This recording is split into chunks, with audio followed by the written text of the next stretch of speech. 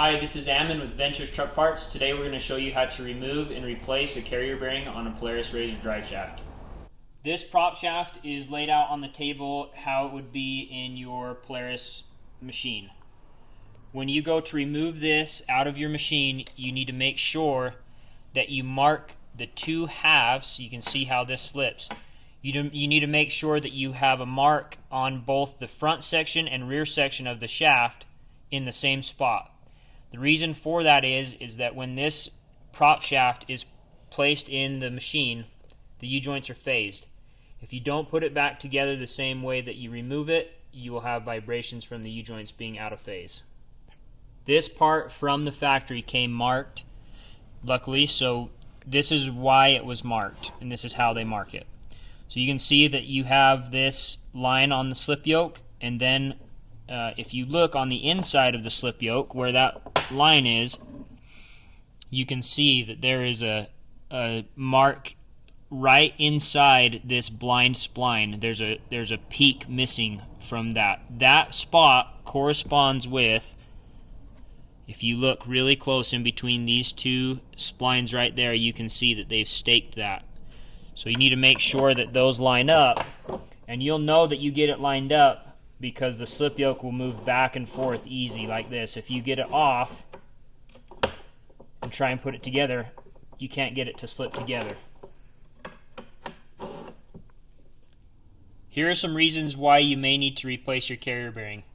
So obvious first thing is if the bearing itself is bad. You can hear this one is dry, there's no lubrication in it, it's really rough when you spin it. That will cause vibrations and also extra wear and tear on the drive shaft. The other reason why you may need to replace your carrier bearing, if you look at the construction of this carrier bearing, you have multiple parts. You have the steel outside cage, you have the rubber isolator, and then you have the actual bearing itself.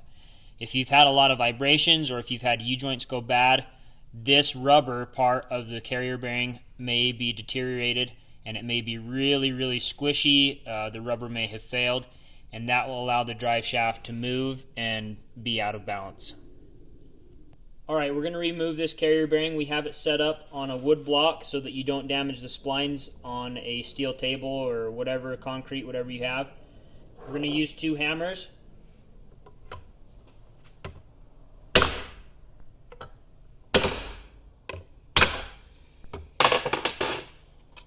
Okay, so that's the carrier bearing removed, and this is the surface that the bearing gets pressed onto. I'm going to show you now how to install your new carrier bearing onto your prop shaft or drive shaft. First step is we have to get the actual bearing out of the rubber isolator. To do that, we're just going to slide it over, and you're going to hand press on until you can see that rubber pop off. Like that.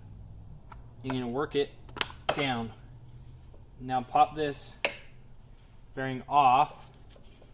It's going to be a little tight, but you should be able to get it off. And then pull your cage and rubber off. To install the actual bearing, now that you have it out, first thing we need to do is we need to get a pipe. We've got 1 3/8 outside diameter, but it's got to be able to fit on that inside ring there, so when we press it on, it doesn't mess up the bearing. So once you find your pipe, then we're going to take some Loctite bearing compound. This is the green stuff, and you're going to go around and put that on there. Once you get a little bit of that on, you go ahead with the bearing, slide it over, get your pipe, and then take your hammer and press it on. Once you get that bearing seated all the way, it should spin freely. You can see it's down, and then you're ready to install it in your RZR. You're going to install it, you're going to slide it up through, and then you'll install this piece once you have your prop shaft in the RZR itself.